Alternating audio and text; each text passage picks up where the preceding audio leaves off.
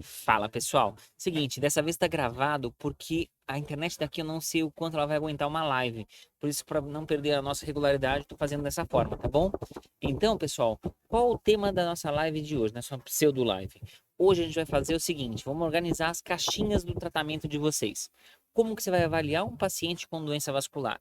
Vamos fazer a caixinha da doença arterial e a caixinha da doença venosa, para você saber, na hora que aparece para você um paciente no posto de saúde, num consultório, num ambulatório, num pronto-socorro, em qualquer lugar, para você saber reconhecer o que está acontecendo e, baseado no método que você está vendo, no que você está identificando, saber identificar o diagnóstico do que está acontecendo.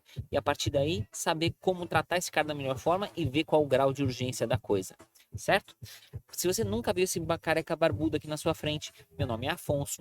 Eu sou o cara que está aqui para te ajudar a saber como reconhecer o caso vascular, como lidar com o paciente mais complexo do teu plantão. E a gente vai ajudar você a ter uma visão estratégica na hora de como lidar com o paciente vascular. Seguinte, ó, vamos fazer o seguinte: vamos pegar de uma forma bem grosseira. Eu, na prática, eu sou encanador, eu sou cirurgião vascular e endovascular. Então, como é que funciona, galera? Você tem o seguinte: vamos ver como é que é o encanamento do corpo. Você tem uma bomba, que é o coração, que manda um sangue em forma de pulso. O sangue vai pelas artérias, volta pelas veias. As substâncias têm dificuldade de voltar dissolvidas no sangue pelas veias, elas voltam pelo que a gente chama de vaso linfático, tá? Eu não vou passar em grandes detalhes nelas agora, que é menos frequente, mas vamos focar mais na parte de doença arterial e venosa, tá? Então, o que acontece? O sangue chega, leva oxigênio, nutrientes, essas coisas, e depois, quando você diminui o O2, volta os tecidos, o sangue venoso, ele volta para o coração, certo? Quando vai para o intestino, ao invés de vir o tecido, o sangue direto de volta para o coração, ele passa por uma estrutura que é o fígado. Que no fígado você tem a absorção, o sangue vai para o intestino, recebe os alimentos e tudo mais, do intestino.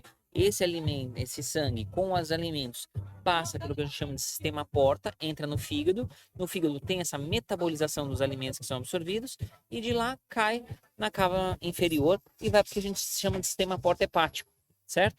E de lá vai cair de volta para o coração. Então é como se fosse um filtro, certo? Você tem dois filtros em relação a esse sistema, a drenagem, ao sistema arterial e venoso, ao sistema circulatório. Você tem um filtro que é o fígado, você tem um outro filtro que é o pulmão, tá? Então a partir daí a gente já consegue pensar em algumas coisas. Vamos pensar em doenças venosas e doenças arteriais.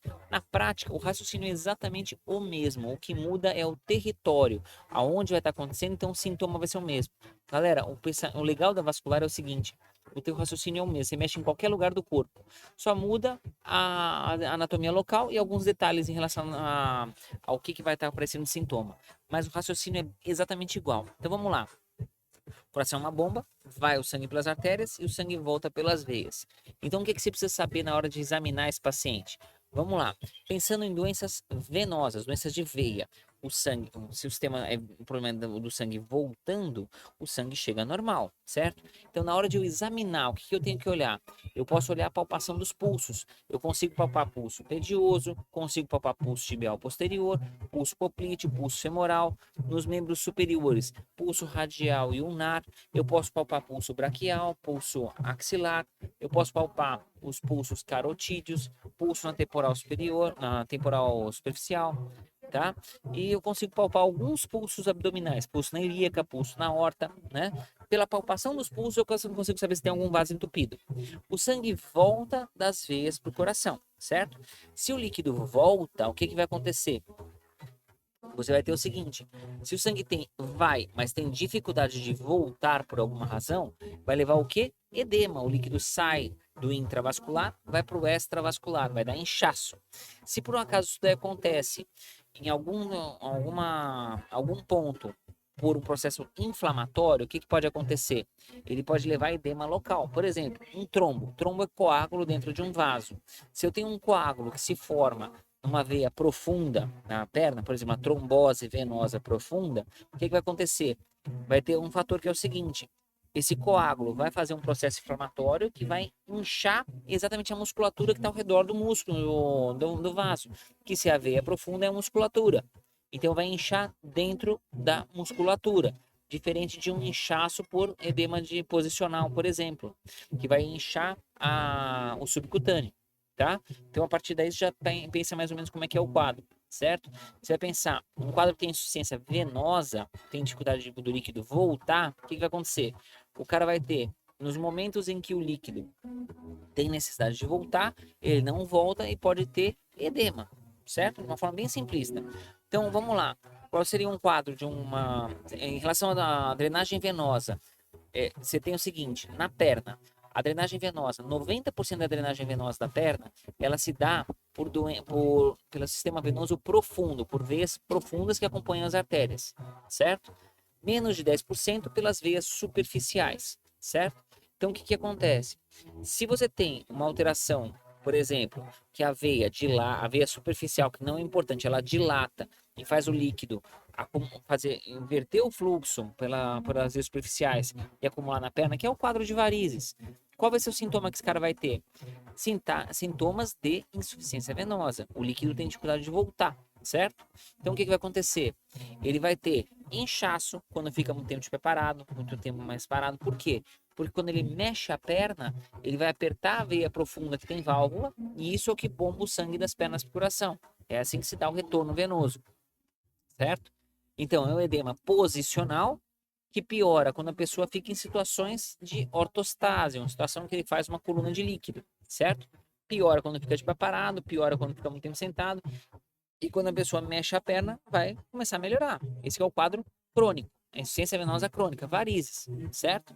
Agora vamos pensar no que seria um quadro agudo disso, tá? Desculpa, mantendo o quadro crônico. Ao longo do tempo, o que vai acontecer? A veia superficial, por exemplo, ela pode dilatar, então você consegue começar a ver veias de calibre maior. Com o passar do tempo, esse edema pode levar a fibrose, você pode ter alterações tróficas da pele decorrentes desse edema crônico. Pode o ferro do sangue sair do sangue e ir para periferia, faz dermatite ocre. Pode acontecer de ter fibrose do subcutâneo, que é o que a gente chama de dermatofibrose. Pode acontecer de abrir feridas na perna. A ferida na perna, a úlcera venosa, ela chega a ser até 80% das feridas de membros inferiores. E ela, como é que ela é o padrão normal dela? É uma úlcera que quando ela não está infeccionada, ela está indolor. Se o problema é da veia, não é da artéria, o cara vai ter todos os pulsos, a palpação de pulso é normal, via de regra. Geralmente é uma úlcera na face medial da perna e geralmente é na região do maléolo medial, não é uma úlcera maleolar, tá? E geralmente é uma úlcera de fundo limpo, tem tecido de granulação bonitinho e as bordas são bem delimitadas, tá? É o mais comum. E claro, vai ter estigmas de insuficiência venosa crônica, vai ter varizes, vai ter dermatite ocre, vai ter outras coisas, certo? E daí o que acontece? É assim que você vai identificar um quadro crônico. Se você quiser ver um quadro de insuficiência venosa aguda, como por exemplo na trombose venosa profunda, seria o quê? Trombose venosa profunda é o quê? Formou um coágulo, que é um trombo, um coágulo dentro de um vaso, que é um trombo, venoso dentro da veia, profundo, né? Sistema venoso profundo. O que vai acontecer?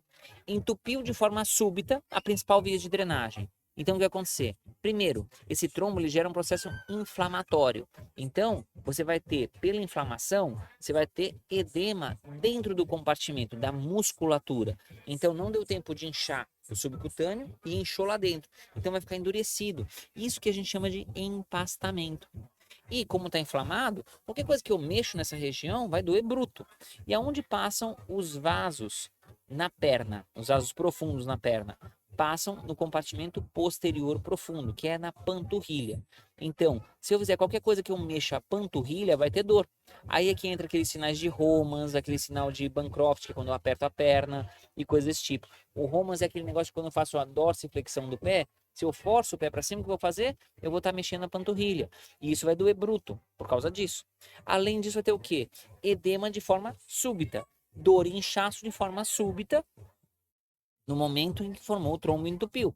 E se é esperado que tenha um trombo só numa perna só, é óbvio que vai ser um edema unilateral, certo? E se a doença é da veia, que nem tudo que a gente está falando aqui é doença de veia, vai ter o sintoma, vai ter alteração de pulso? Não, não vai ter alteração de pulso, tá? E a dor é aonde? Em a região onde tem a veia trombosada. Então a dor vai ser em panturrilha, tá? Mas a gente pode pegar outras lives para a gente discutir especificamente sobre a TVP, tá? Mas aí o que acontece?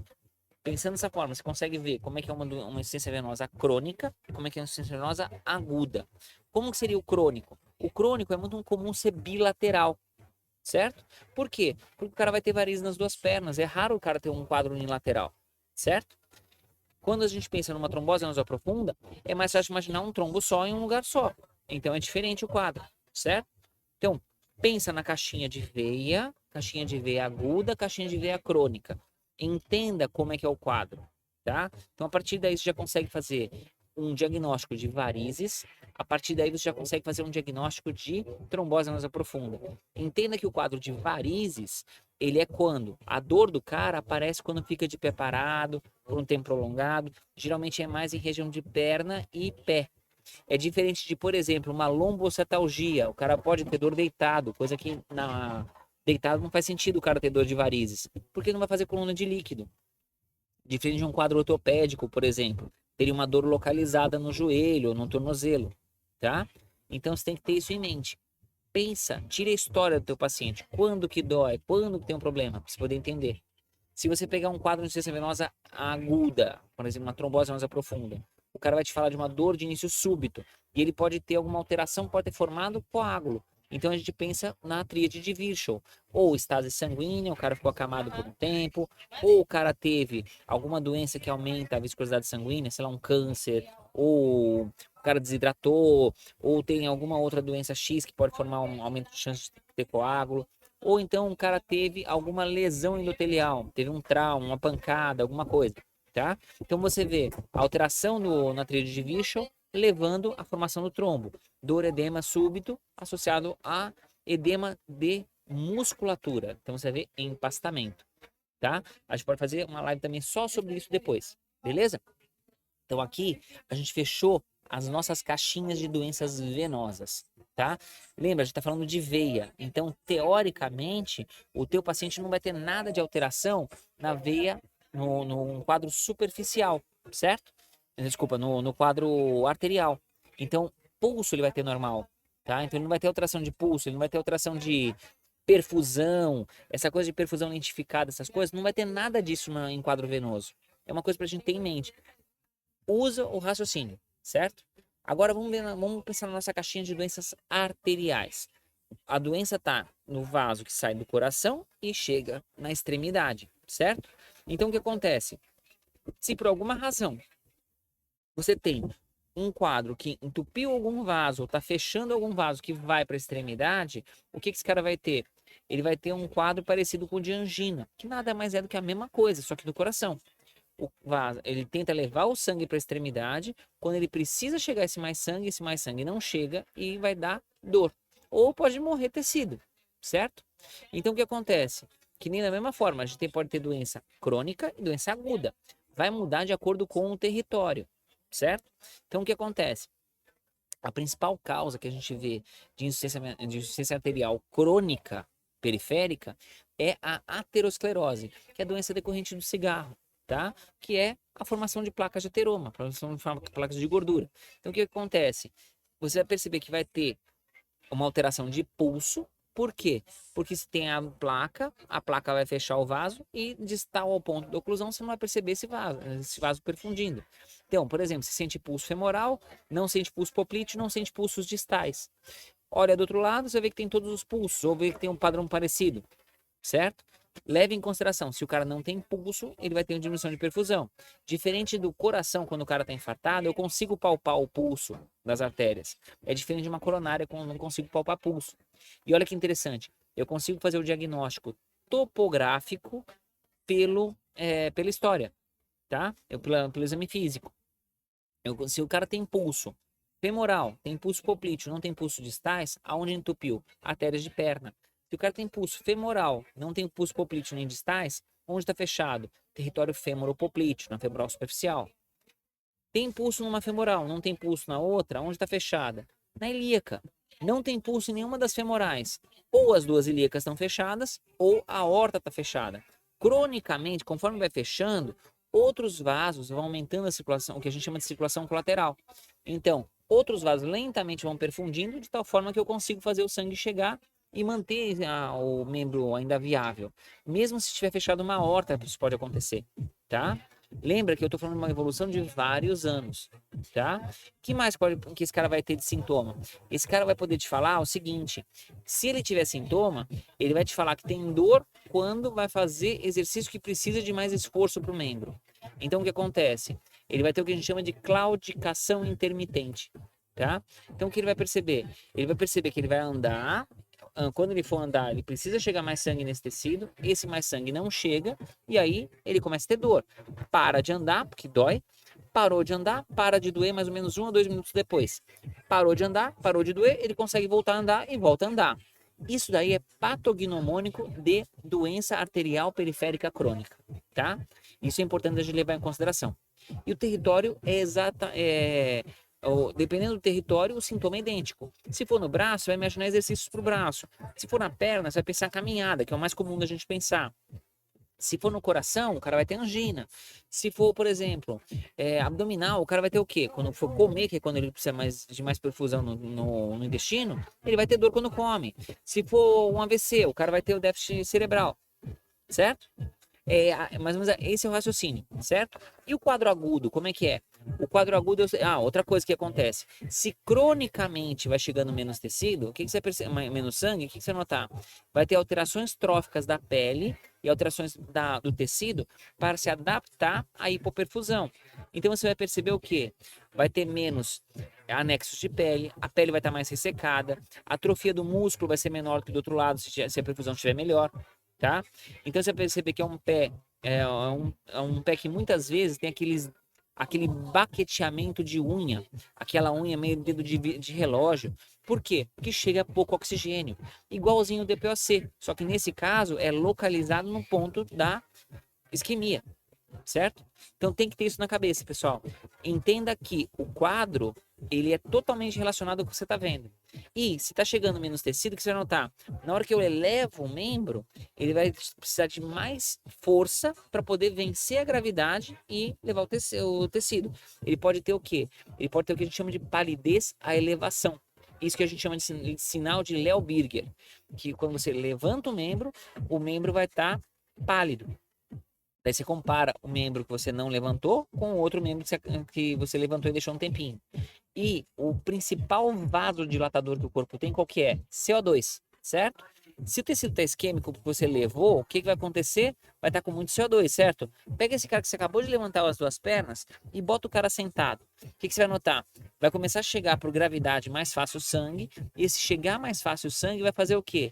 Que aquele tecido pálido que estava quando ficou de pé vai ficar vermelho vivo. Por quê? Estava vasodilatado em comparação com o membro contralateral que tem menos CO2. Então ele vai ter o que a gente chama de hiperemia reativa, tá? Dependendo do grau de isquemia que esse cara tem, ele pode ter até lentificação do enchimento venoso. Vai notar que quando você deixa o cara com a perna para baixo, as veias continuam sulcadas e leva às vezes até um pouco mais de tempo para encher. Esse retardo do enchimento venoso é o que a gente chama de sinal de Collins-Villesquez. Tem vários sinais clínicos disso, tá? O que mais que a gente pode ver? Vamos lá. Quando você tem um quadro, esse é o quadro crônico. Ao longo do tempo, se esse cara se machucar, o que pode acontecer? Potencialmente pode não cicatrizar. Então ele pode fazer uma lesão arterial. Como que é uma úlcera arterial? Uma úlcera arterial, geralmente o cara não vai ter pulso, porque ele vai ter a doença da artéria, né? Que mais? Geralmente é em extremidades, porque na extremidade está precisando chegar mais sangue. Altamente doloroso, tá? Não sei que tem outros fatores a mais. Lembra que diabetes também é uma coisa que pode dar parestesia e também pode dar alteração de perfusão, tá? Então a coisa não é tão simples quanto parece. Mas para você ter aquela ideia na caixinha já é uma coisa para pensar, tá? Que mais? Você vai notar o seguinte, geralmente vai aparecer áreas de necrose, você vai perceber tecidos mal delimitados, você vai perceber tempo de perfusão diminuído, você pode perceber cianose não fixa, que é sinal da isquemia, aquele roxinho, quando você aperta ele some, tá? Se você tiver tecido necrótico, ele pode começar com uma cianose fixa, que é quando você aperta ele não vira esse branquinho, tá? E a cianose fixa, que é quando já tem trombose da microcirculação, ou a necrose já estabelecida, tá? E daí o que acontece? Como é que a gente vai tratar esse cara? Revascularizar o paciente. E você revasculariza quando tem risco de perder a perna. Mas isso a gente pode fazer até numa outra live, em outro momento, tá? E daí o que mais que a gente tem que pensar? Isso é o quadro crônico, tá? O quadro crônico vai ter alterações que levam um tempo para se formar. E o quadro agudo? O quadro agudo que é a total emergência. Qual que é o quadro agudo? O quadro agudo formou, por exemplo, o quadro escarrado disso, que é o que a gente chama de embolia arterial. O cara formou um coágulo em algum lugar do corpo, coração mais frequente, se desprendeu, caiu na corrente sanguínea e entupiu um vaso, por exemplo, da perna. Ponto mais comum, femoral comum, certo? Então você vai ver que o cara não tem doença na artéria. Geralmente é um cara que tem algum tipo de arritmia, tá? É o mais comum. Daí o que acontece? O cara tem uma arritmia, tá? Ou tem fator de risco, alguma coisa no coração de base, tem todos os pulsos na outra perna e nenhum pulso na outra. E essa perna que está sem pulso nenhum, tem uma dor de forma súbita. E o sinal de isquemia muito mais gritante em relação ao tempo de perfusão, em relação ao tempo de enchimento e outras coisas. E daí que você vai notar que o quadro vai piorar muito mais rápido. Por quê? Porque não tem circulação colateral. Esse é o paciente que, se você não tratar rápido, ele perde a perna rápido, tá? Então, como que a gente faz para tratar isso? Quanto mais rápido você fizer o diagnóstico, melhor. Nota que esse cara, ele vai ter sinais de isquemia mais grave e mais rápida. Então, ele pode ter também o quê? Gradiente térmico. Você vai perceber que conforme vai colocando, você vai descendo na mão, quando você vai palpar coxa, joelho, perna, por aí, você vai notar que vai ter uma diferença de temperatura. Você vai perceber que a partir de um certo ponto está gelado. Coisa que o crônico é muito mais difícil de fazer. Pode ter, mas é muito mais sutil, tá? O que mais? Esse cara, quando ele começa a ter isquemia, ele pode ter necrose de tecidos maiores, tá? Qual o primeiro tecido que morre? Nervo. Nervo qual? Nervo fibular comum. Então, o que, que você vai perceber? Fica de olho. Esse cara, se ele tiver pé caído, já é sinal de necrose de tecido muscular. Esse cara está em risco iminente de perda de membro. Esse é o cara que você tem que tirar do pronto-socorro. É o cara que você precisa chamar o vascular para salvar a perna dele. Ou, às vezes, até, dependendo de como tiver, amputação primária, tá? Então tenha em mente isso, galera. Bota na tua cabeça a caixinha de doenças arteriais e a caixinha de doença venosa. A partir daí, você já consegue identificar isso no teu paciente, beleza? Então, pessoal, live rápida, coisa simples para você poder pegar e tirar o diagnóstico do teu paciente só com história e exame físico, tá bom? Qualquer dúvida, qualquer coisa, joga nos comentários aqui embaixo e me manda mensagem pelo Instagram, tá? E daí, a partir da semana que vem, a gente volta para nossa rotina normal, como live mesmo, acaba sendo melhor, mais gostoso a gente chegar e conseguir trocar figurinha pessoalmente, beleza? Falou, galera, até mais. Falou!